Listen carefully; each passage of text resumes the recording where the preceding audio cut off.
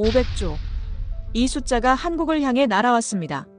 미국 대통령의 입에서, 전 세계 카메라 앞에서 돌이킬 수 없는 최후 통첩으로 틱, 톡. 시계가 돌아갑니다. 한국에게 주어진 시간 사실상 제로. 선택지 사실상 하나. 무릎 꿇든지 경제전쟁을 맞든지. 저는 그 순간을 목격했습니다. 영국 출신, 지칠 경제자문위원, 세계은행 부총재 출신. 수백 번의 협상을 지켜본 이 눈으로 똑똑히 봤습니다. 한국이 죽음의 코너에 몰렸다는 걸. 그런데 이상한 일이 벌어졌습니다. 한국이 반응하지 않았습니다. 항의도 항복도 타협안도 없었습니다. 완벽한 정적. 공포의 침묵이었을까요? 아니었습니다. 사흘 후 하늘이 열렸습니다. 인천공항 활주로. 4대의 전용기가 포효했습니다. 그 안에 탄 사람들. 한국 경제를 쥔 거물들. 그들이 향한 곳은 적진 한복판. 미친 겁니까? 세계가 고개를 가로저었습니다. 하지만 석 달 후 판이 뒤집혔습니다. 무슨 일이 벌어진 겁니까? 지금부터 그 믿을 수 없는 반전을 공개합니다. 500조. 두 글자가 세계를 뒤흔들었습니다. 트럼프가 웃었습니다. 여유롭게. 마치 이미 끝난 게임처럼. 그런데 저는 알았습니다. 이건 시작이라는 걸. 한국을 무릎 꿇리려는 미국의 첫 공격. 회견장을 나서며 저는 중얼거렸습니다. 전쟁이 시작됐군. 저는 리처드 블레이크입니다. 영국 런던 출신이죠. 옥스퍼드 경제학 박사. LSE 교수를 거쳐 지금은 지칠 경제자문위원으로 일하고 있습니다. 세계은행 부총재를 지냈죠. 25년간 30개 나라 무역협정 현장을 봤습니다. IMF, OECD, WTO 고문을 역임했고요. 제가 뭘 말하려는지 아시겠습니까? 저는 이 바닥의 산증인입니다. 그런 제가 2025년 2월 그날 완전히 당황했죠. 백악관 기자회견장. 조명이 쏟아졌습니다. 300명이 넘는 기자들이 자리를 채웠죠. 플래시가 미친 듯이 터졌습니다. 트럼프가 연단에 섰죠. 그의 표정은 승리자 같았습니다. 싸움도 시작 안 했는데 말이죠. 한국은 3,500억 달러를 낸다. 선불로. 회견장이 폭발했습니다. 3,500억 달러. 한국 돈으로 500조 원이죠. 선불. 계약도 없이 돈부터 내라는 겁니까? 저는 펜을 쥔 손이 굳었습니다. 옆에 앉은 독일 재무관료가 숨을 삼켰죠. 뒤쪽에서 누군가 헛기침을 했습니다. 회견장 공기가 무거워졌죠. 트럼프는 손을 들어 제지했습니다. 그리고 웃었죠. 그들은 낼 것이다. 선택권이 없다. 그의 목소리는 단호했습니다. 협상이 아니라 선언이었죠. 저는 노트에 단 한 줄을 적었습니다. 선불 3,500억 달러. 왜? 25년간 본 협상 중 가장 일방적인 요구였죠. 투자는 계약 후 집행됩니다. 관세는 거래 시점에 부과되고요. 그런데 선불? 이건 협상의 기본 원칙을 무시한 겁니다. 회견이 끝났습니다. 복도에 각국 경제 관료들이 모였죠. 다들 같은 표정. 충격. 혼란. 의문. 프랑스 대표가 고개를 저었습니다. 일본 고문은 휴대폰만 들여다봤죠. 저는 그날 밤 호텔로 돌아와 뉴스를 켰습니다. 전 세계 언론이 터지고 있었죠. 트럼프, 한국의 500조 선불 요구 사상 초유의 무역 압박 경제. 핵폭탄 투하 헤드라인이 난무했습니다. CNN, BBC, 로이터, 블룸버그. 모든 채널이 같은 뉴스를 쏟아냈죠. 다음 날 아침 재무부 관계자를 만났습니다. 그는 커피를 마시며 한숨을 내쉬었죠. 3,500억을 어떻게 받는지 구체안이 없다고 했습니다. 발표는 했는데 방법은 없다는 거죠. 이건 정책이 아니었습니다. 정치적 압박이었죠. 그런데 이상한 일이 벌어졌습니다. 한국이 침묵했죠. 하루, 이틀, 사흘. 한국 정부에서 아무런 성명이 나오지 않았습니다. 외교부 브리핑도 없었죠. 반박도 항의도 유감 표명도 없었습니다. 완벽한 침묵이었죠. 워싱턴 외신들이 술렁거렸습니다. 한국이 항복했다, 침묵은 동의를 의미한다 추측만 난무했죠.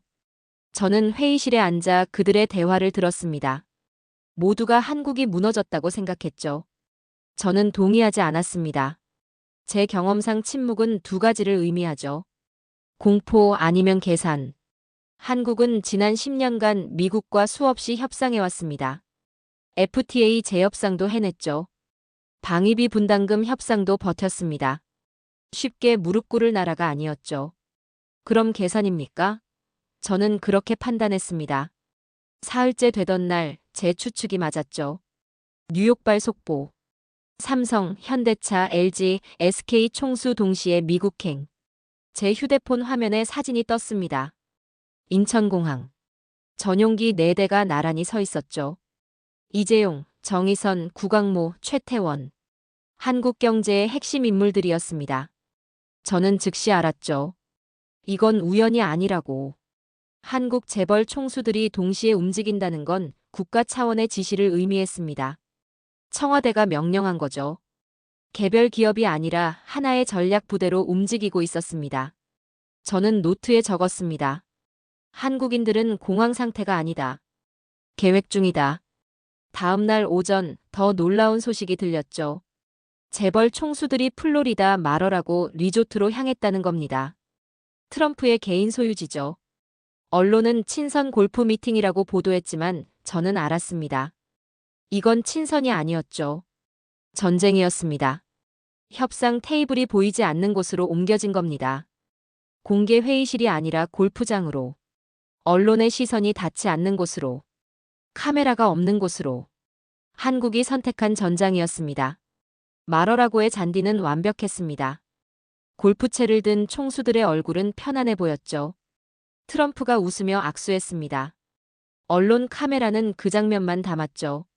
하지만 저는 알았습니다. 저 웃음 뒤에서 계산기가 돌아가고 있다는 걸. 일주일이 지났습니다. 한국 정부가 움직였죠. 외환시장 안정화 조치 발표. 그런데 이상했습니다. 구체적 내용이 없었죠. 시장 안정을 위한 선제 조치 단 한 줄뿐이었습니다. 저는 그 문장을 3번 읽었죠. 뭔가 숨겨져 있었습니다. 서울 외환시장이 요동쳤습니다. 원달러 환율이 1,300원대로 치솟았죠. 패닉이 일어날 법했습니다. 그런데 한국은행이 침착했죠. 개입도 성명도 없었습니다. 딜링룸 모니터만 깜빡였죠. 이건 방어가 아니었습니다. 준비였죠. 이틀 후 워싱턴 IMF 본부. 연례 회의가 열렸습니다. 회의장에는 50개국 대표단이 모였죠. 저는 참관인 자격으로 참석했습니다. 복도에서 한국 부총리를 봤죠. 그가 미국 재무장관과 비공식 회동을 했습니다. 15분. 문이 닫혔죠. 저는 복도 벤치에 앉아 기다렸습니다. 문이 열렸죠. 재무장관의 표정이 굳어 있었습니다. 한국 부총리는 담담했죠. 다음 날 아침 답을 얻었습니다. IMF 내부 문서가 유출됐죠. 제목은 간단했습니다. 스와프 제안서 기밀. 통화 스와프. 두 나라가 통화를 맞교환하는 협정이죠. 위기 시 달러를 빌려주는 안전망입니다. 한국이 미국에게 제안한 거죠. 500조 선불 대신 통화 스와프 체결을. 저는 문서를 읽으며 숨을 멈췄습니다. 이건 단순한 대안이 아니었죠. 게임의 룰을 바꾸는 제안이었습니다. 트럼프는 현금을 원했습니다. 당장 쓸 수 있는 돈. 한국은 시스템을 제안했죠. 장기적 금융 협력. 이건 일회성 지불이 아니라 구조적 파트너십이었습니다. 백악관이 흔들렸죠. 상무부 러트닉 장관 사무실. 긴급 회의였습니다. 러트닉의 얼굴이 붉어져 있었죠. 그가 책상을 내리쳤습니다. 펜이 튕겨나갔죠. 한국이 판을 바꾸고 있습니다. 보고서가 탁자에 던져졌습니다. 한국의 스와프 제안 분석 보고서죠. 재무부 작성. 결론은 명확했습니다. 협상 구조 재검토 필요. 러트닉이 소리쳤습니다. 그들은 우리를 시험하고 있습니다. 그의 주먹이 떨렸죠. 분노였습니까? 아니, 당황이었습니다. 저는 조용히 관찰했습니다. 미국 내부가 혼란에 빠지고 있었죠. 트럼프는 500조를 외쳤지만 한국은 금융 협력을 꺼냈습니다. 전혀 다른 게임이었죠. 회의 후 저는 사무실로 돌아왔습니다. 노트북을 켰죠. 한국 뉴스가 떴습니다. 한미 통화 스와프 재개 논의 헤드라인이었죠. 저는 분석하기 시작했습니다. 한국의 전략이 보였죠. 첫째, 침묵으로 시간을 벌었습니다. 사흘간 아무 말도 하지 않았죠. 그 사이 내부 협의를 마쳤습니다. 둘째, 전장을 옮겼죠. 공개 협상이 아니라 비공개 미팅으로, 골프장으로, 언론이 없는 곳으로. 셋째, 제안을 바꿨습니다. 현금 지불이 아니라 금융 협력으로. 이건 회피가 아니었습니다. 반격이었죠. 그날 저녁 더 놀라운 소식이 터졌습니다.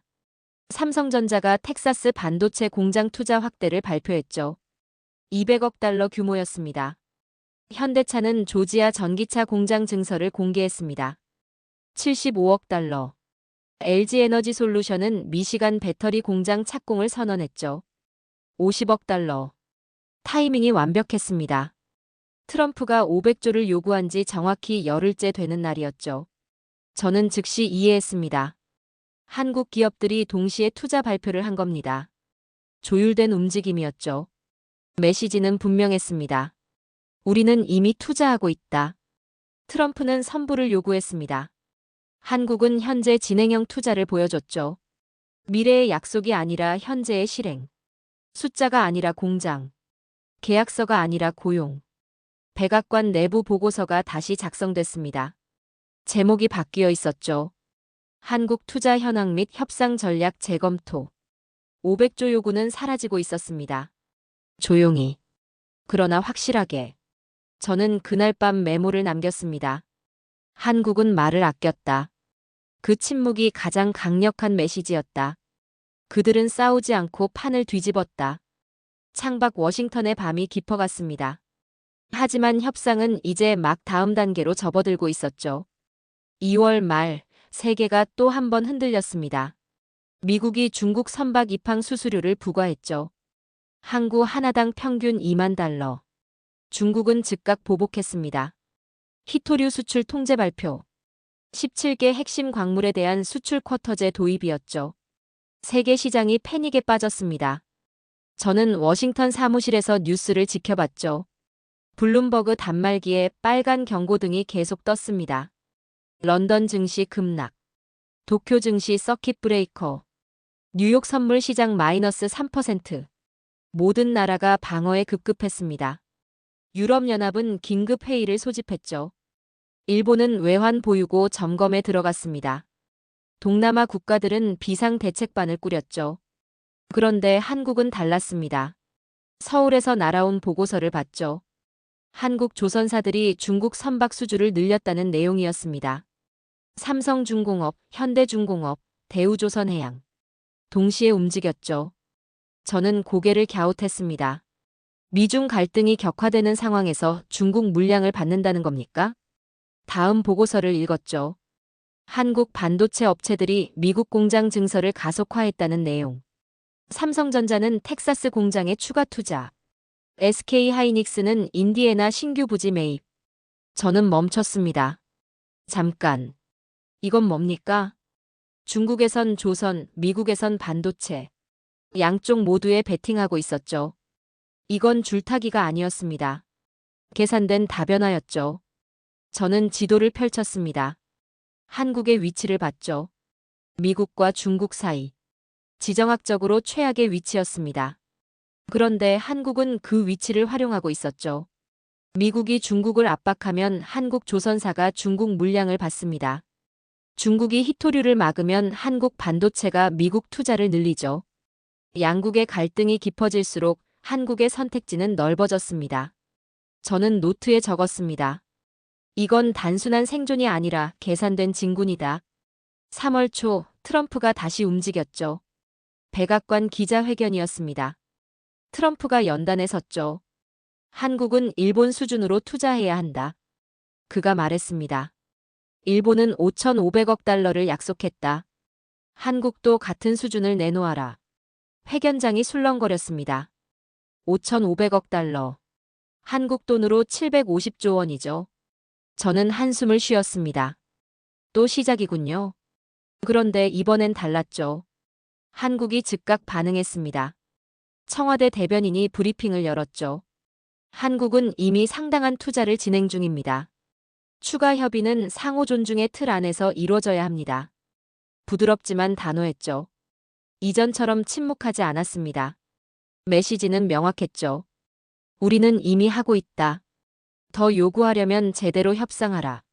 같은 날 한국은행이 미국 연방준비제도와 통화스와프 체결 합의를 발표했습니다. 600억 달러 규모. 3년 만기였죠. 저는 화면을 응시했습니다.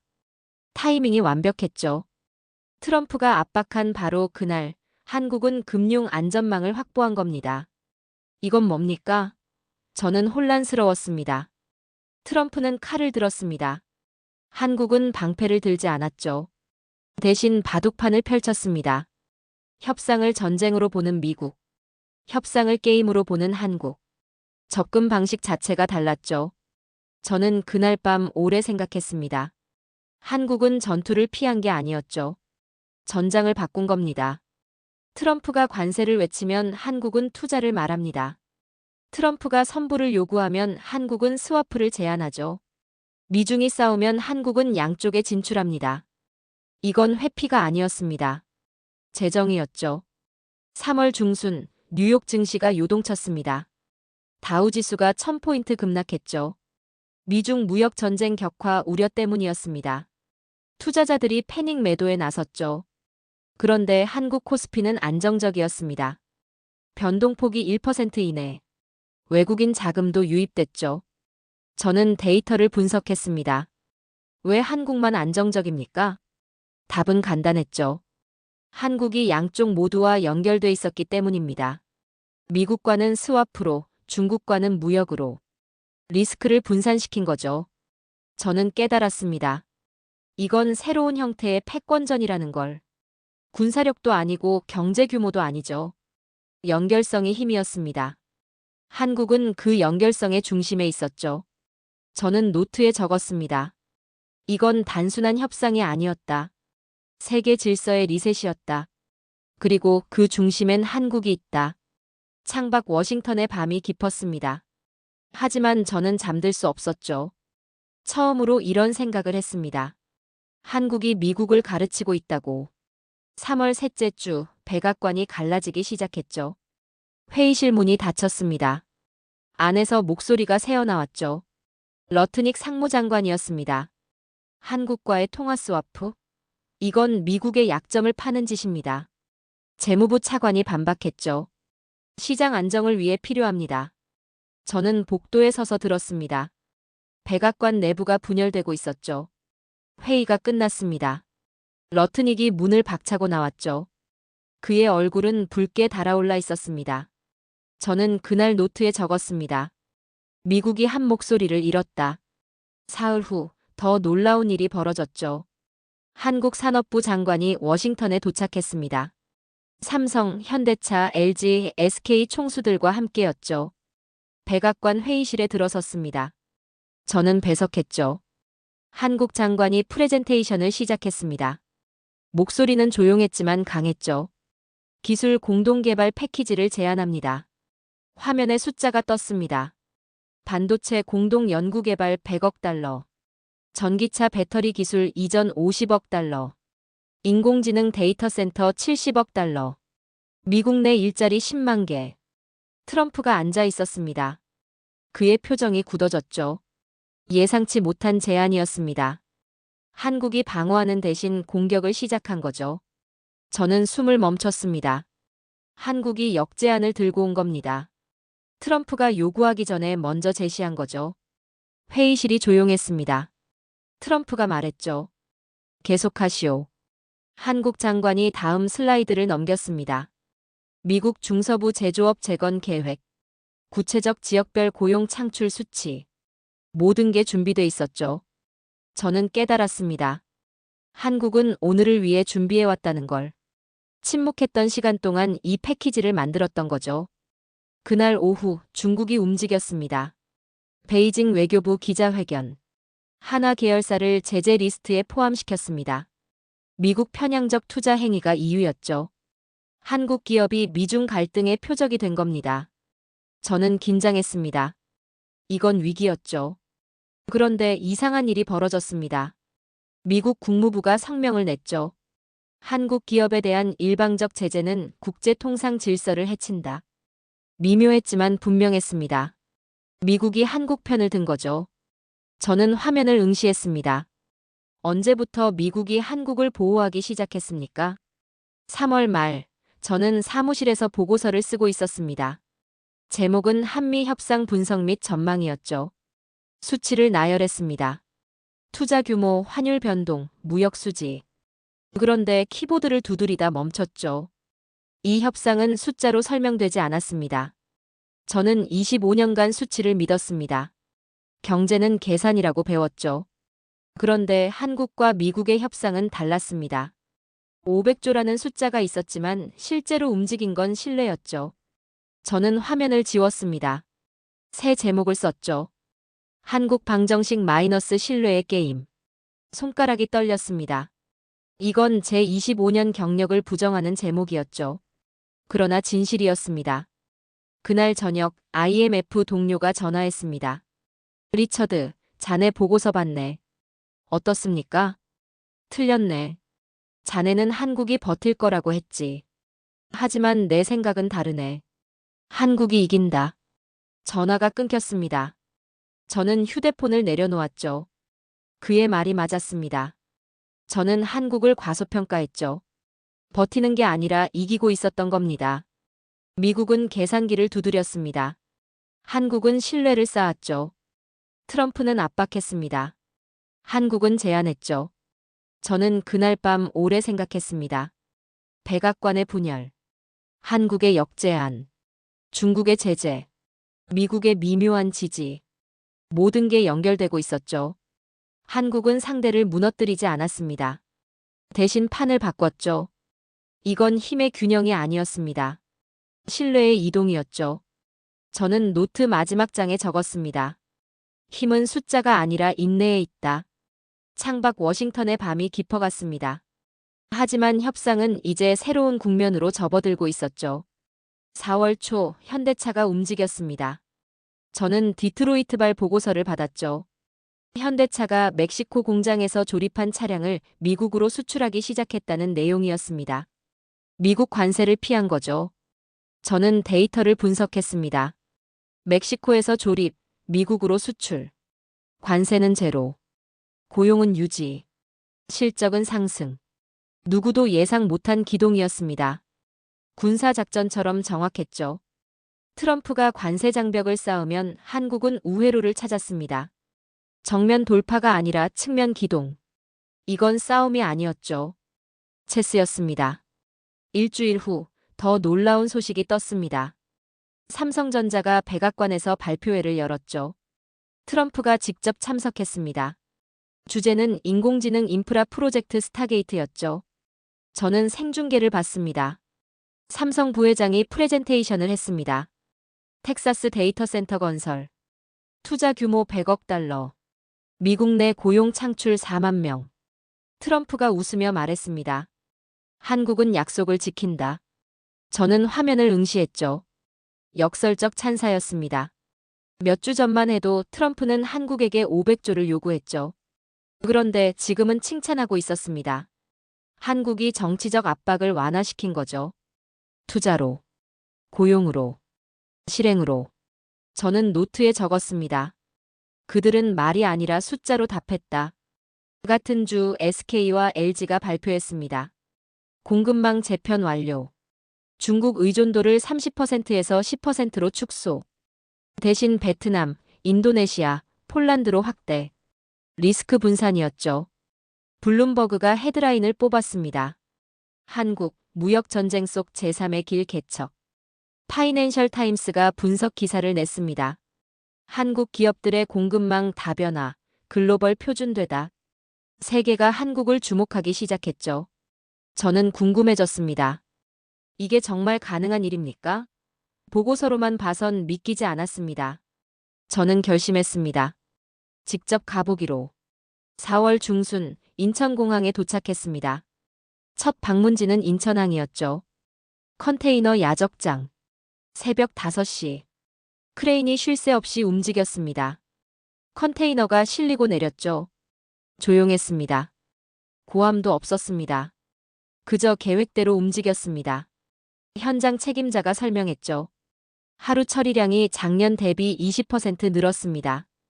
인력은 그대로입니다. 어떻게 가능합니까? 시스템입니다.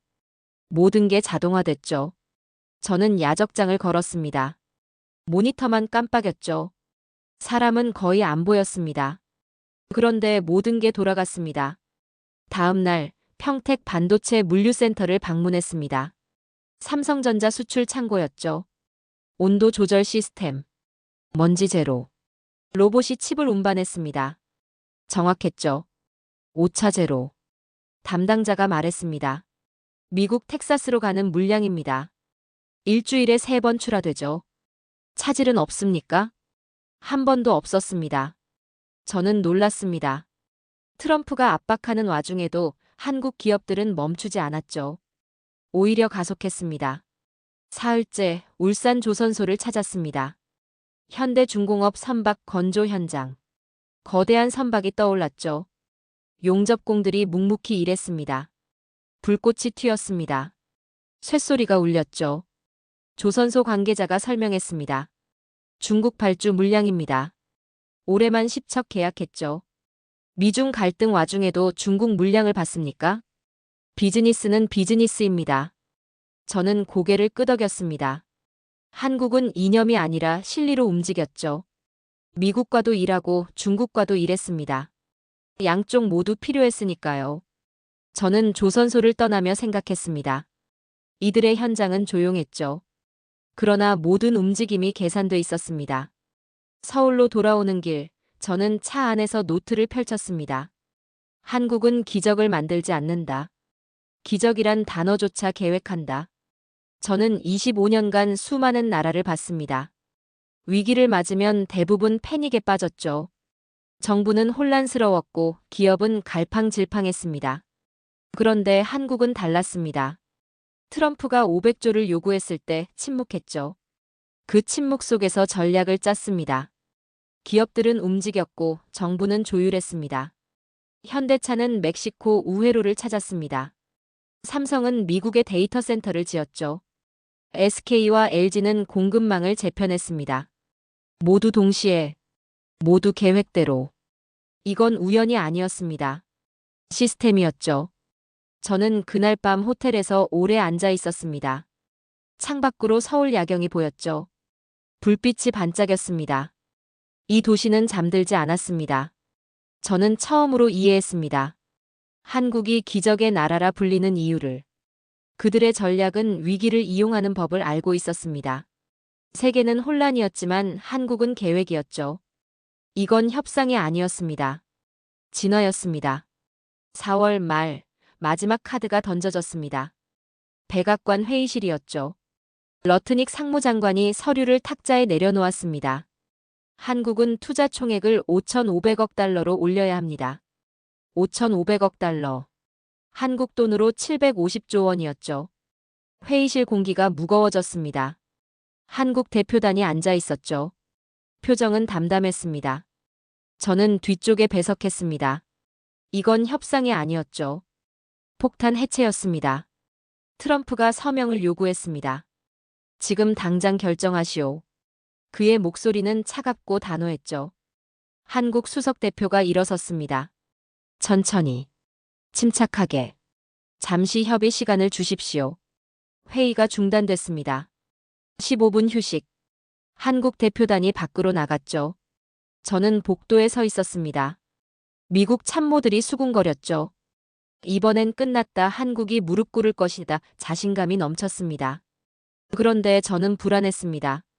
한국 대표단의 눈빛이 흔들리지 않았죠. 뭔가 준비한 게 있었습니다. 15분 후 회의가 재개됐습니다. 한국 수석 대표가 서류 한 장을 꺼냈죠. 트럼프에게 건넸습니다. 역제 안서입니다. 트럼프가 서류를 펼쳤습니다. 눈을 가늘게 떴죠. 러트닉이 옆에서 들여다봤습니다. 그의 얼굴이 굳었죠. 한국 대표가 설명했습니다. 첫째, 통화 스와프 규모를 1,000억 달러로 확대합니다. 둘째, 반도체 기술 동맹 체결을 제안합니다. 셋째, 액화천 연가스 장기 공급 계약을 맺겠습니다. 회의실이 정적에 휩싸였습니다. 저는 숨을 멈췄습니다. 이건 뭡니까? 한국이 돈 대신 시스템을 제안한 겁니다. 통화 스와프는 달러 유동성이었죠. 기술 동맹은 산업 협력이었습니다. 에너지 공급은 안보 협력이었죠. 이건 단순한 거래가 아니었습니다. 구조적 파트너십이었죠. 트럼프가 서류를 내려놓았습니다. 침묵했죠. 10초, 20초, 30초. 그 순간 모든 계산이 멈췄습니다. 러트닉이 끼어들었습니다. 이건 미국의 요구와 다릅니다. 재무부 차관이 반박했죠. 아닙니다. 이건 완벽한 해법입니다. 백악관 내부가 다시 갈라졌습니다. 상무부는 반대했죠. 미국의 패배로 보일 수 있습니다. 재무부는 찬성했습니다. 시장이 원하는 게 바로 이겁니다. 트럼프가 손을 들었습니다. 모두 침묵했죠. 그가 말했습니다. 이건 내가 한 거래 중 가장 흥미롭군. 저는 그의 얼굴을 봤습니다. 웃고 있었죠. 그런데 그 웃음은 복잡했습니다. 승리도 아니고 패배도 아니었죠. 한국 대표가 다시 말했습니다. 우린 미국이 아니라 신뢰와 계약을 믿습니다. 그 한마디가 회의실을 채웠습니다. 저는 전율했습니다. 이건 협상의 언어가 아니었죠. 철학이었습니다. 트럼프가 고개를 끄덕였습니다. 검토하겠소. 회의가 끝났습니다. 한국 대표단이 일어났죠. 담담하게 나갔습니다. 저는 자리에 남아 있었습니다. 손이 떨렸죠. 방금 뭘 본 겁니까? 한국은 5,500억 달러를 거부했습니다. 대신 시스템을 제시했죠. 일회성 지불이 아니라 장기 협력. 숫자가 아니라 신뢰. 트럼프는 압박했습니다. 한국은 재정의했죠. 저는 그날 저녁 호텔로 돌아왔습니다. 노트를 펼쳤죠. 손이 떨려서 글씨가 흔들렸습니다. 나는 지금 세계의 무게 중심이 이동하는 소리를 듣고 있었다. 25년간 수백 번의 협상을 받습니다. 힘센 나라가 이기고 약한 나라가 졌죠. 그게 룰이었습니다. 그런데 한국은 그 룰을 바꿨습니다. 미국은 힘으로 밀었죠. 한국은 논리로 설득했습니다. 미국은 단기 성과를 원했죠. 한국은 장기 구조를 제시했습니다. 누가 이겼습니까? 저는 창밖을 바라봤습니다. 워싱턴 거리에 비가 내렸죠. 빗소리가 창을 두드렸습니다. 그날의 정적이 떠올랐습니다. 한국 대표가 역제안서를 꺼냈을 때, 트럼프가 침묵했을 때, 회의실이 얼어붙었을 때, 그 정적은 폭발보다 강했습니다. 이틀 후 백악관이 발표했습니다. 한국과의 협상, 새로운 단계 진입. 구체적 내용은 없었죠. 그러나 분위기가 바뀌었습니다. 5,500억 달러 요구는 사라졌습니다. 대신 전략적 파트너십이라는 단어가 등장했죠. 저는 보고서를 읽으며 미소 지었습니다. 한국은 무릎 꿇지 않았습니다. 대신 새로운 룰을 제시했죠. 트럼프의 미소는 승자의 것이 아니었습니다. 인정의 표시였죠. 저는 노트 마지막 장에 적었습니다. 나는 협상장에서 역사라는 단어의 무게를 처음으로 느꼈다. 오늘 한국은 역사를 썼다. 창밖 워싱턴의 비가 그쳤습니다. 하지만 협상의 파장은 이제 막 시작되고 있었습니다. 10월 중순 백악관 최종 협상 테이블이 열렸습니다. 세계가 주목했죠. 저도 지칠 자문위원 자격으로 참석했습니다. 회의장 분위기는 긴장감으로 가득했죠. 한미 최종 협상이었습니다. 500조 전쟁의 마지막 장이었죠. 회의 전날 밤 백악관 측근에게서 연락을 받았습니다. 트럼프가 마지막 카드를 준비 중입니다. 무슨 카드입니까? 선불 3,500억 달러, 그리고 추가 2,000억 달러. 저는 숨이 막혔습니다. 총 5,500억 달러. 750조 원이었죠. 이건 압박이 아니었습니다. 도박이었죠. 다음 날 오전 백악관 특별회의실. 한미 양측이 마주 앉았습니다. 저는 뒤쪽에 배석했죠. 트럼프가 먼저 말했습니다. 한국이 진정한 파트너라면 증명해야 합니다. 3,500억에 2,000억을 더하시오. 한국 수석 대표가 고개를 들었습니다. 표정은 평온했죠. 대통령님. 조용한 목소리였습니다. 그러나 회의실 전체에 울렸죠. 우리는 신뢰로 거래합니다. 그게 한국식 계약입니다. 회의실에 정적이 흘렀습니다. 저는 숨을 멈췄습니다. 그 한마디가 모든 수치를 무력화시켰죠. 트럼프가 팔짱을 꼈습니다. 10초, 20초, 30초. 침묵이 이어졌죠. 저는 공기의 밀도가 달라지는 걸 느꼈습니다. 모두가 숨을 죽였죠. 트럼프의 눈빛이 흔들렸습니다. 저는 그걸 봤죠. 25년간 협상을 지켜본 제 눈은 틀리지 않았습니다. 그는 처음으로 상대를 인정하고 있었습니다. 1분이 지났습니다. 트럼프가 웃었죠. 천천히. 의미심장하게. 좋아. 그 신뢰라는 걸 믿어보지. 회의실 문이 열렸습니다. 참모들이 들어왔죠. 트럼프가 고개를 끄덕였습니다. 저는 그 순간을 응시했습니다.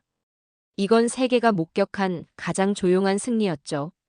오후 서명식이 거행됐습니다. 백악관 로즈가든이었죠. 기자들이 몰려들었습니다. 조명이 쏟아졌죠. 카메라가 돌아갔습니다.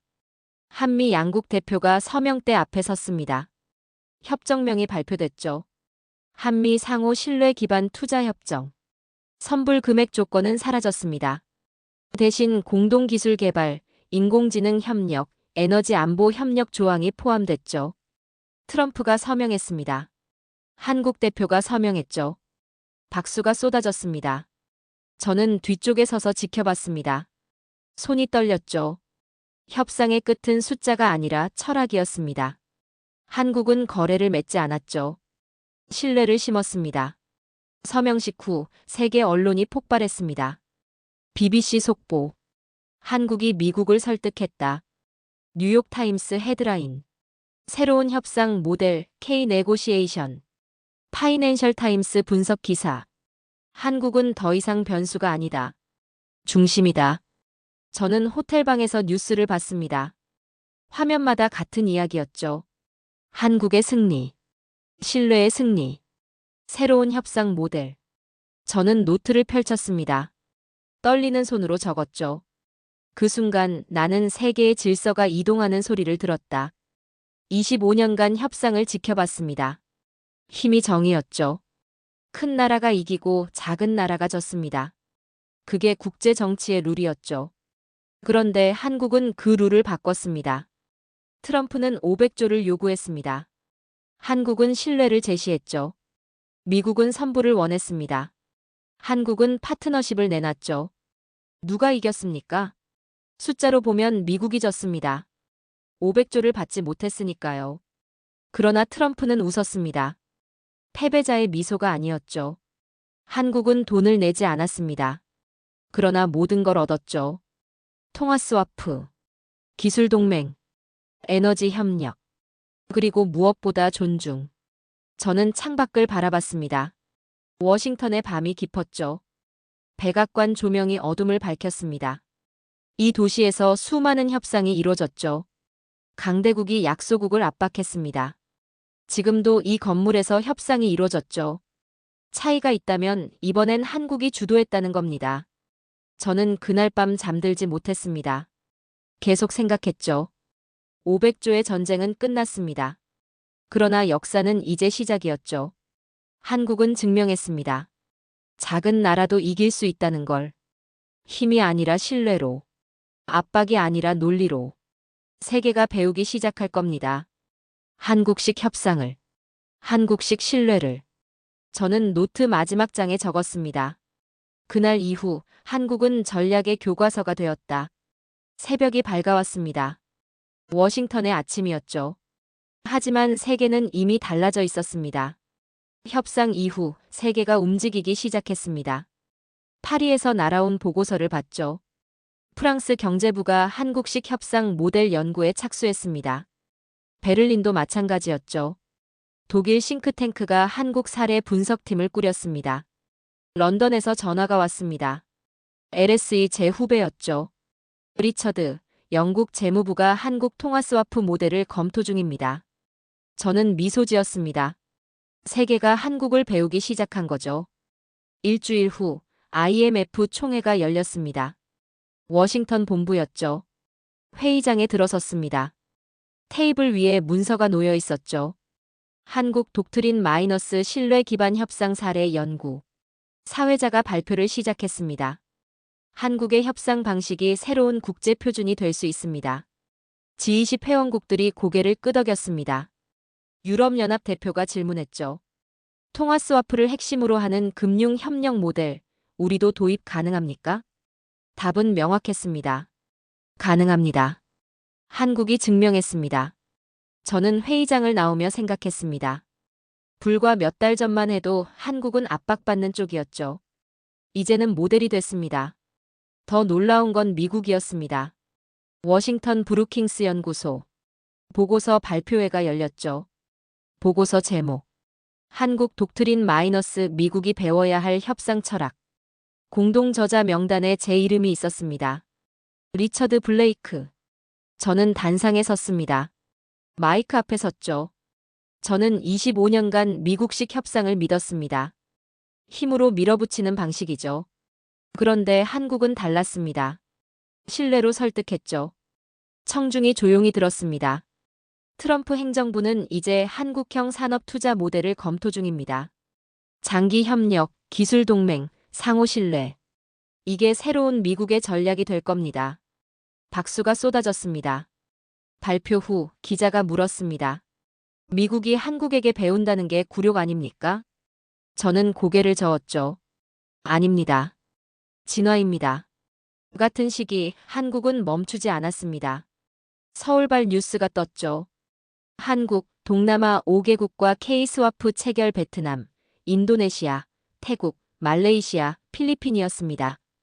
다음 주엔 유럽이었죠. 한국 폴란드 산업 동맹 체결 배터리, 반도체, 조선. 한국식 협력 모델이었습니다. 세계 언론이 보도했습니다. 한국 협상 전략 수출국 되다. 저는 화면을 보며 감탄했습니다. 한국은 이제 전략의 수입국이 아니었죠.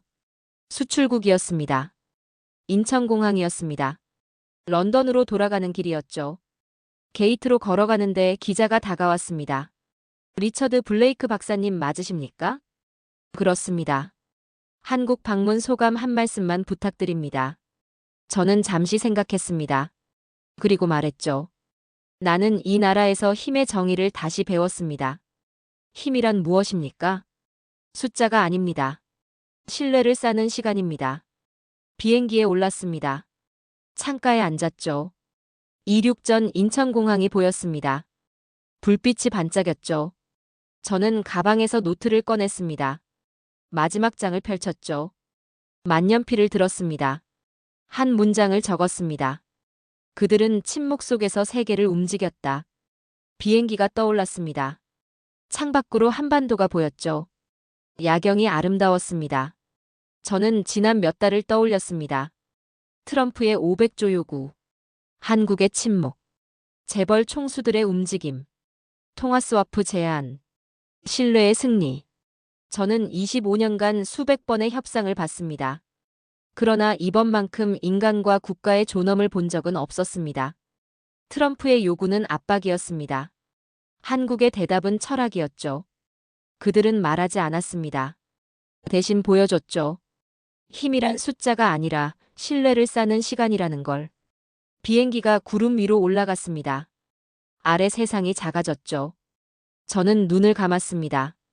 백악관 회의실의 정적이 떠올랐습니다. 한국 대표가 말했죠. 우리는 신뢰로 거래합니다. 그 한마디가 세계를 바꿨습니다. 지금도 저는 기억합니다. 백악관의 조용한 공기, 트럼프의 흔들리는 눈빛, 그리고 한 나라가 세계를 움직인 그 침묵의 순간을. 한국은 협상하지 않았습니다. 설계했죠. 이제 세계가 묻고 있습니다. 어떻게 가능했는가? 저는 답을 압니다. 신뢰, 인내, 그리고 흔들리지 않는 철학. 그게 한국이었습니다.